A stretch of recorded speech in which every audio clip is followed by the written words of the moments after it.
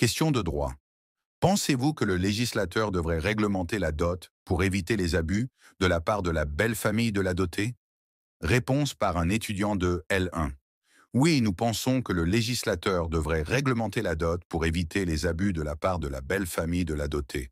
Parce que dans certains pays comme la Côte d'Ivoire, où la dot est de plus en plus pratiquée, nous assistons impunément à des abus.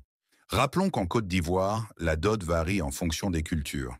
En effet, pendant les compensations matrimoniales que l'époux doit remettre à sa belle famille pour établir la dot, fort est de constater que certaines belles familles en abusent en ajoutant tout un tas de choses comme par exemple 60 bœufs, allons qu'ils n'ont besoin que d'un seul, ou encore 50 plaquettes d'œufs, 75 complets de pagnes Uniwax pour la maman, une villa aménagée pour les deux parents, et même souvent sont capables de demander une goutte de sueur d'un cheval, etc.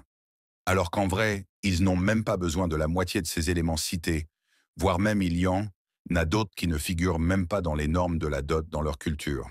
Enfin, la loi devrait appliquer une règle disant que si les normes de la dot, selon les différentes cultures, ne sont pas respectées à la lettre, et que certaines belles familles font usage d'abus de celles-ci, ceux-ci seront punis pour avoir enfreint les règles, à moins que ce soit l'époux lui-même qui, de sa propre volonté, veut aller au-delà de la norme, en rajoutant d'autres éléments supplémentaires que celles dites par la norme pour démontrer son amour pour sa femme.